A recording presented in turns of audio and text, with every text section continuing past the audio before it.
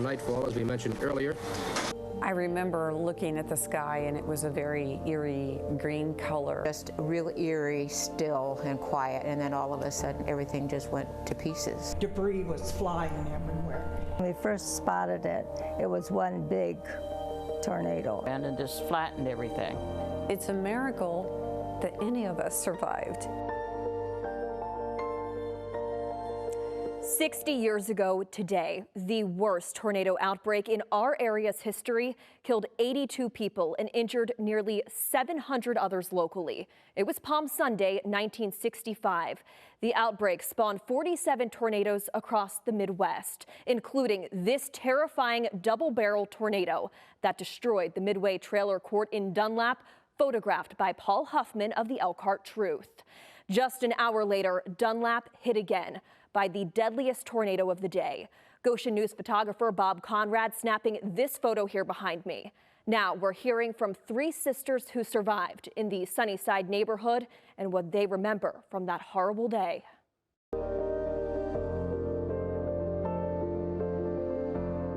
At 18, 16, and 13, tornadoes were the last thing on the minds of Pam, Teresa, and Deb. The sisters, all in different stages of life, have memories of April 11th, 1965 that differ slightly. But when recounting that day, the trauma comes flooding back. And even to this day, 60 years later, it's pretty fresh. Yeah. They remember the moments before the storm hit. You could see it in a distance, and it looked like just a big black cloud all the way to the ground. They remember their mother's sense of urgency and how she ushered the family into the basement, potentially saving more lives that day. As the tornado was going over us, we were all sitting on this couch, and Mom threw herself over us. And when their mother called out for her parents. And right in the middle of it, going on, Mom started yelling, "Mom, Dad," who lived right next door, who were killed in the devastation. My uncle had been there just, I don't know, 5 years before. Yeah. And he told Grandpa, he said, "You better get back in," because he had like a screened-in porch, and he said, "You better get back in the house. Looks like a storm's coming." Deb remembers her 13-year-old self wanting to remember the moment the storm hit. Little did she know that moment would be permanently etched into her brain, impossible to shake. And I remember thinking, oh my gosh, I can't even shut my eyes now if I wanted to. I remember that. It was literally like a bomb had hit. The memories of the Palm Sunday tornadoes are something that the sisters have passed on to their families. They hold close the memories, the pictures, and the items that survived, and the innocence lost on that Palm Sunday. We found this after the tornado. This was my grandma's. Now they're sharing their memories with the world in hopes that the lives lost and the scars left on their community will never be forgotten. Well, like my sister said earlier, we're all in our 70s. This is history that hopefully and more than likely is not going to repeat itself anytime soon. Right. So 50 years down the road, are people even going to remember it? Only a few got a first-hand look at the devastation immediately afterward, like retired Indiana-Michigan lineman L.D. Gall. For him, the day still brings back powerful memories.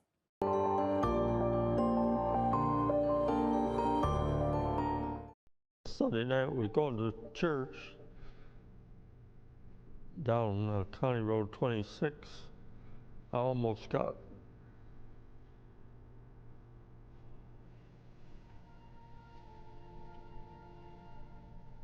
taken off the road with the wind. But we got to church, and somebody said, "Look over there, there comes the tornado." And I got the family together and went home because I knew I was going to have to go to work. About a quarter of a mile to my left. The other one was probably a mile and a half to my right. And we didn't have corn stalk in the yard. No damage. Went into I&M, which is located there by the dam. I got a little lighter with by a chicken farm.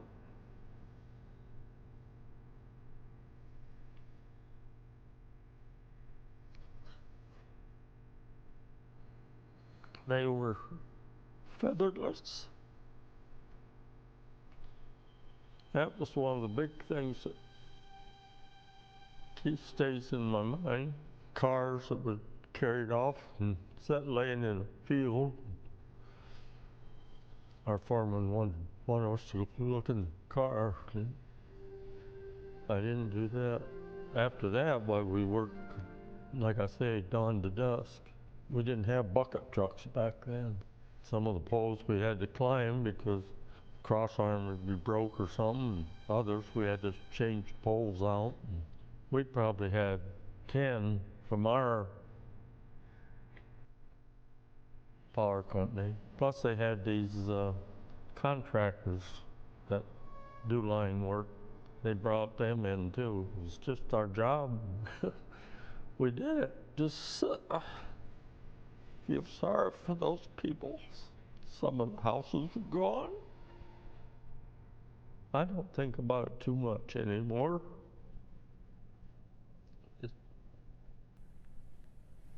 I get too emotional over it. Coming up, how one small St. Joseph County town keeps the memory of the Palm Sunday tornado outbreak alive.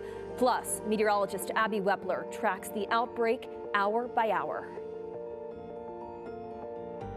In St. Joseph County, the small town of Wyatt was left devastated by the Palm Sunday tornadoes. WSBT-22's Cicely Porter talked with a man who was just 10 years old when that storm hit. He recalls the day not only for its devastation, but also for the miracles that shaped his life's purpose.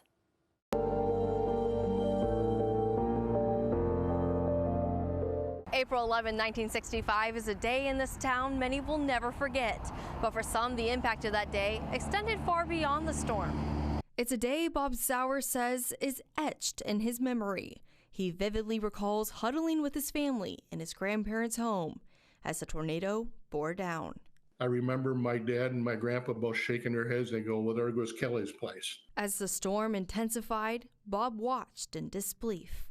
And I remember looking up and saw the house come up about 6 inches off of the foundation, and then it set right back down. And I mean, it seemed like an eternity, but I mean, it was a matter of just minutes. The tornado tore through Wyatt, leaving the small town nearly unrecognizable. Bob's childhood home, gone. There was nothing left. Just as they thought the worst had passed, another warning came. The town gathered in shelter, united by fear and hope. Everybody, women and children, climbed inside the bank vault. And we sat there, which seemed like for an eternity. Amid the destruction, there were miracles. No lives were lost, and days later, a beloved family member was found. But the miracles, I mean, that there was not loss of life. We found our dog like 5 days later. Bob went on to work with FEMA and the Red Cross, responding to disasters across the country. The tornado, instead of haunting his life, providing it with purpose.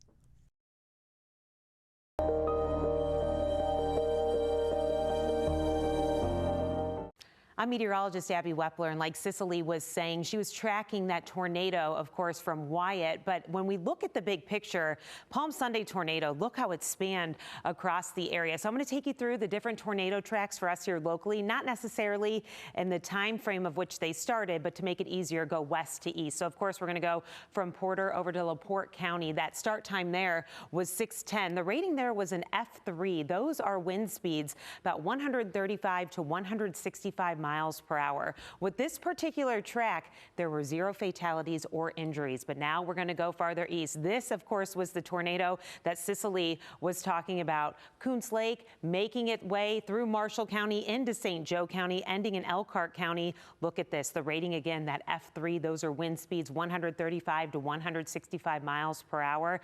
The path length, 35.6 miles. 10 people died, 82 injuries. But this is the one I think many remember. And I'm going to step out for this. This is what happened in Elkhart, which is now considered the twin tornadoes. The first one, the one in the south, that's the one that started first. You can see that time was right around 6:15. It was an F4. Those are wind speeds that are 165 to 200 miles per hour. You can see that path length was 21 miles, 31 fatalities, 252 injuries, but then it joined up with this one, of course, starting at 7:10, another F4 tornado. This one right here, 37 miles, 36 fatalities, injuries over 320. You see how they met, and then they made their way over into LaGrange County. As we look at LaGrange County, this one then made its way into Steuben at 6:40. This is also an F4 rating. Wind speeds, again, 165 to 200 miles per hour. Path length of this particular storm was 21.6 miles. 5 people were injured, or 5 people were killed, 41 injured. So you can see, of course, with the scope of this, the number of fatalities in the dozens, the injuries in the hundreds. There have been memorials set up across the area to honor those victims. And with more on that, here's WSBT meteorologist Lynette Grant.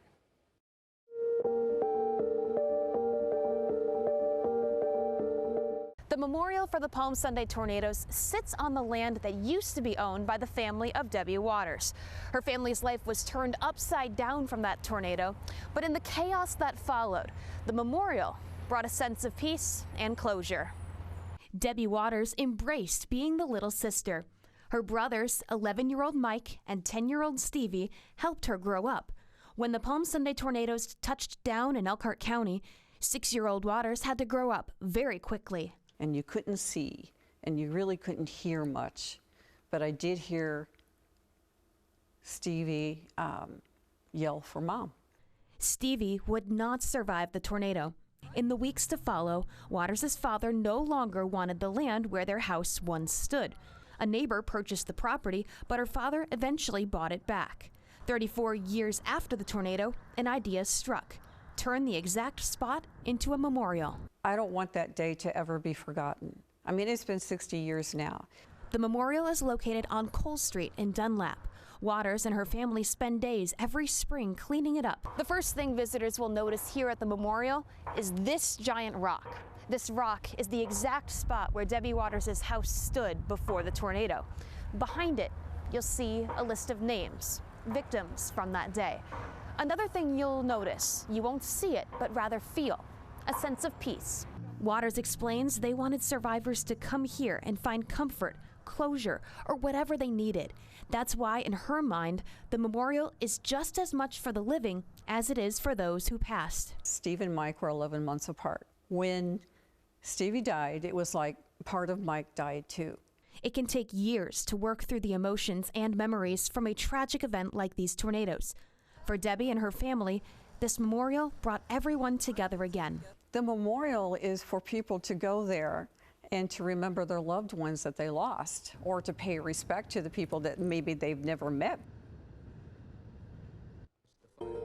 Still to come, a look at how WSBT-22 and WSJV covered the Palm Sunday tornado outbreak as it happened. 60 years after the Palm Sunday tornadoes, technology has changed how we cover severe weather threats. But one thing remains the same. WSBT-22 is always out the door when big news breaks. Here's anchor John Paul with the story.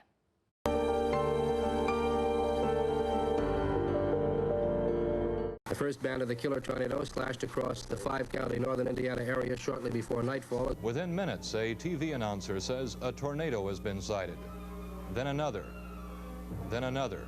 The tornado outbreak, there's just no warning at all, was the deadliest in Indiana's history. And much like today, tell us what happened last night, George. It looks like it tore everything apart. Crews rushed to hard-hit areas ready to report. It was like the pictures of the atomic bombs in Japan at the close of World War II.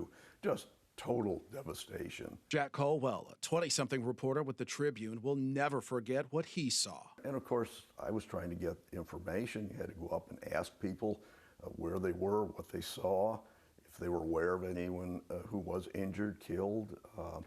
And that was tough too, because As I said, they were kind of stunned, they were emotional, but you had to go and try to get some information.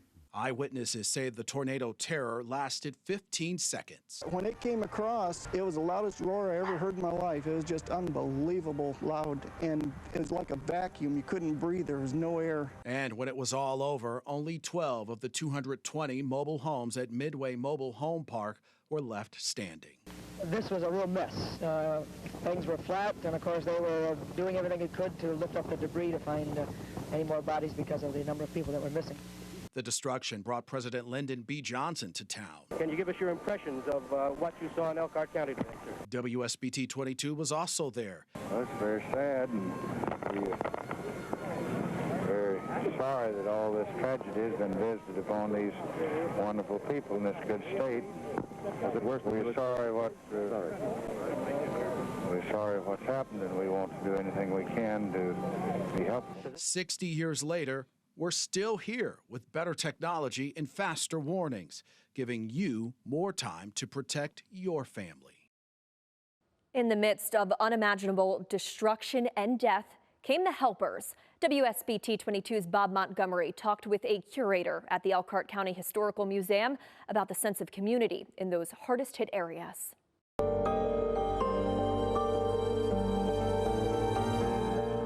The initial reaction from the community, I think, was just shock at the utter devastation. Jennifer Bluen-Policelli is the curator of education at the Elkhart County Historical Museum in Bristol.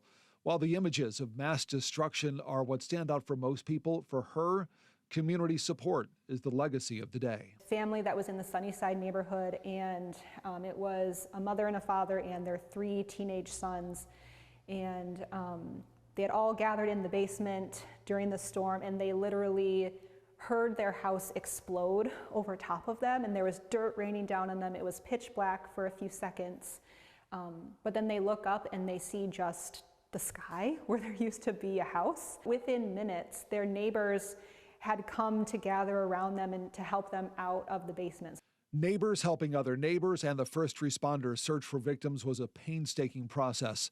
This devastation prompted what's believed to be the first ever non-campaign visit from a sitting president of the United States to Elkhart County 3 days later, April 14th, 1965. He stood amongst the rubble. He addressed the people that were there, gave them a message of hope and encouragement. And this is also happening within the midst of people still trying to recover their lost loved ones. Very close to where LBJ spoke, for instance, there was the body of a young boy that was recovered that would have been in the rubble when President Johnson was speaking. The pictures coming out of this event may well be known for what happened, but the images also show, when you look at the faces, the seeds of community spirit.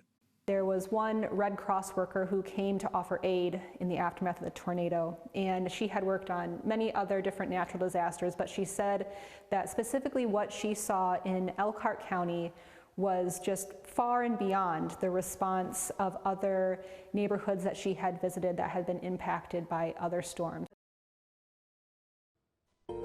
Coming up, how improvements in technology have changed how severe weather alerts are delivered to keep you and your family safe before and during the storm. Sunday tornado outbreak revolutionized how we track and prepare for severe weather. WSBT-22 Chief Meteorologist Carrie Peugeot shows us how technology has improved dramatically over the last 60 years.